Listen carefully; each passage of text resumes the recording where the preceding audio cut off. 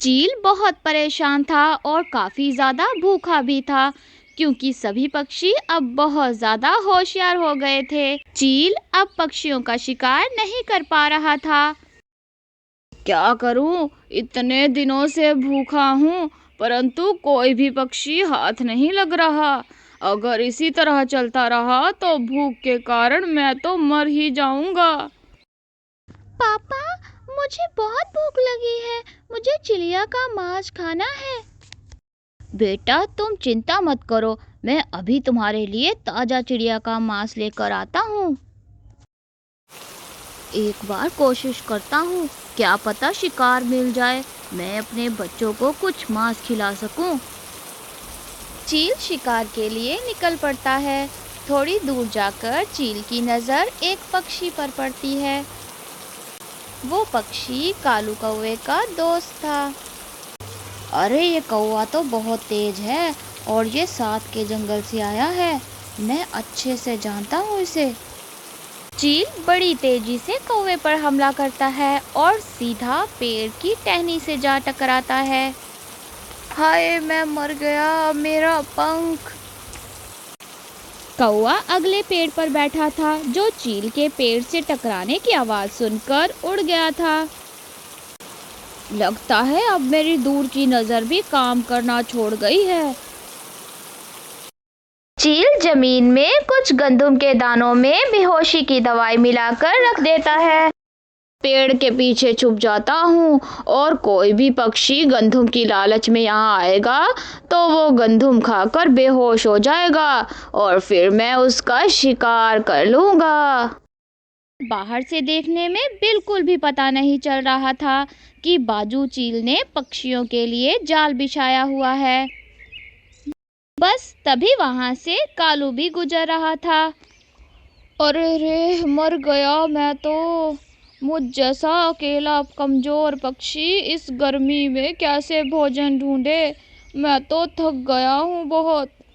बस तभी कालू को सामने जमीन पर पड़ा हुआ भोजन दिखाई देता है। अरे वाह, इतना सारा भोजन! परंतु ये भोजन आखिर किस पक्षी ने यहाँ रखा? कौन भूल गया यहाँ पर अपना भोजन? क्या पता कोई रहमदिल पक्षी ने भोजन रख दिया होगा ताकि किसी जरूरतमंद पक्षी को यह भोजन मिल जाए। और मुझसे ज़्यादा ज़रूरतमंद पक्षी तो अभी और कोई है ही नहीं। चलो भाई, अब जल्दी से ये भोजन ले जाता हूँ और घर में जाकर सुकून से आराम से खाऊंगा। चलो, रेस्ट तो काफ़ी कर ली है, अब कुछ गेहूं खा लेता हूँ ताकि आराम से बाकी भोजन घर ले जा सकूं। मुझे ऐसा फील हो रहा है जैसे मुझे चक्कर आ रहे हो सकता है ये सब भूख के कारण हो रहा हो। वाह भाई, पहला शिकार हाथ लग गया और वो भी एक कौवा। अब तो इसे मजे लेकर खाऊंगा। माँ, पापा अभी तक घर नहीं आए, कहाँ रह गए पापा? बेटा, तुम्हारे पापा सुबह से भोजन ढूंढने गए हुए हैं, पता नहीं कहाँ चले गए। चलो हम चलकर ढूंढते हैं उन्हें। कालू की मौत अब बहुत करीब थी। जैसे ही कालू गंदम का दाना खाता है, वह वहीं पर बेहोश होकर गिर जाता है। अरे, ये बीच में कहाँ से टपक पड़े, लगता है ये सब इसी के परिवार से हैं। चलो इनको आने देता हूँ, तब तक इस कौवे को पेड़ के पीछे रखाता हूँ।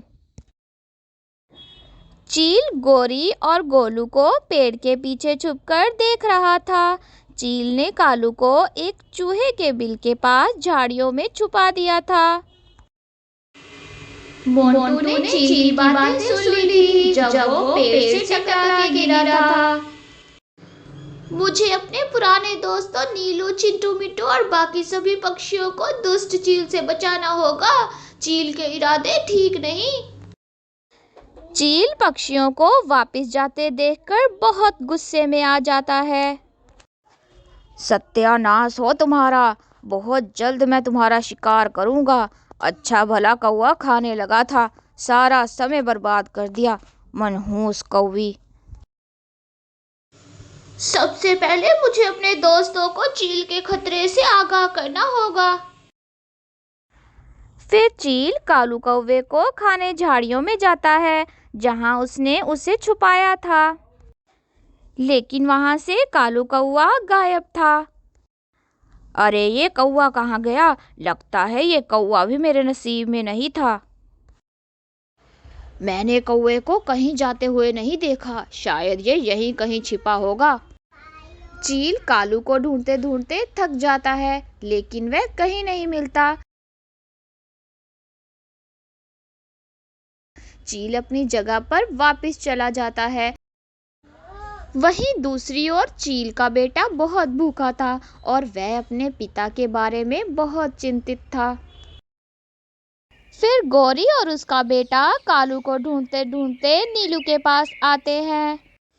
नीलू बहन, क्या आपने कालू को कहीं देखा है? हाँ गौरी बहन, मैंने तो सुबह ही कालू को भोजन ढूंढते हुए देखा था, परंतु अब तो शाम हो गई। क्या अभी तक कालू घर नहीं आया? हाँ नीलू बहन, वो अभी तक घर नहीं आए, ना जाने कहाँ चले गए वो। तुम चिंता ना करो गौरी बहन, चलो हम सब मिलकर कालू को ढूंढते हैं। वो जरूर यहीं कहीं होगा। कालू कौवा मोंटू चूहे के साथ था, लेकिन वह बेहोशी की हालत में था। अरे ये तो वही कालू कौवा है जिसकी मैंने एक बार जान बचाई थी। यह नीलू का दोस्त है। ये अभी भी जीवित है। मुझे लगता है कि ये खतरे में है। मुझे इसे जल्दी से यहाँ से निकालना होगा। वहीं दूसरी तरफ अब उस भोजन पर चिंटू मिंटू की नजर पड़ जाती है और अब वो भी लालच में आ जाते हैं। अरे वाह, इतना सारा गंधम! बाबा को दिखाएंगे तो बाबा बहुत खुश हो जाएंगे। चलो भाई, थोड़ा गंधम खा लेते हैं और थोड़ा घर ले जाएंगे, वरना कोई दूसरा पक्षी आकर ले जाएगा। जैसे ही वे नन्हे पक्षी वो गंधम का दाना खाते हैं तो वे वहीं गिरकर बेहोश हो जाते हैं। अरे वाह, दो नन्हे पक्षी, मेरे तो मजे आ गए। वाह चील वाह, क्या उपाय निकाला है तूने। मेरा तो पेट भरा हुआ है, बेचारा मेरा बेटा घोंसले में भूखा होगा। चलो इस नन्हे पक्षी को लेकर जाकर मैं अपने बच्चे को देता हूँ। चील अब रोजाना पक्षियों का मांस खाता था और वह अपने बेटे के लिए भी ताजा भोजन लेकर जाता था। वाह पापा, अब तो हमारे मजे हो रहे हैं। हम रोजाना पक्षियों का मांस खाते हैं। बस जैसा हम चाहते हैं वैसा ही होता रहे। इसी तरह पक्षियों का मांस हमें मिलता रहे। हाँ हाँ मेरे बेटे, ऐसा ही होगा। तुम बिल्कुल चिंता मत करो। नीलू, गौरी और उसका बेटा काफी देर तक पूरे जंगल में कालू को ढूंढते हैं, परंतु कालू तो कहीं नहीं मिलता। अब तो जंगल में काफी सारे पक्षी गायब हो गए थे, जिस कारण जंगल के पक्षी तो बहुत ज्यादा परेशान थे। इसी तरह एक दिन चील की चालाकी को मोंटू चूहा चुपके से देख लेता है। अच्छा, तो ये चील ने जाल बिछाया हुआ है ताकि वे सब पक्षियों का शिकार कर सके। मुझे फौरन जाकर सबको बताना होगा।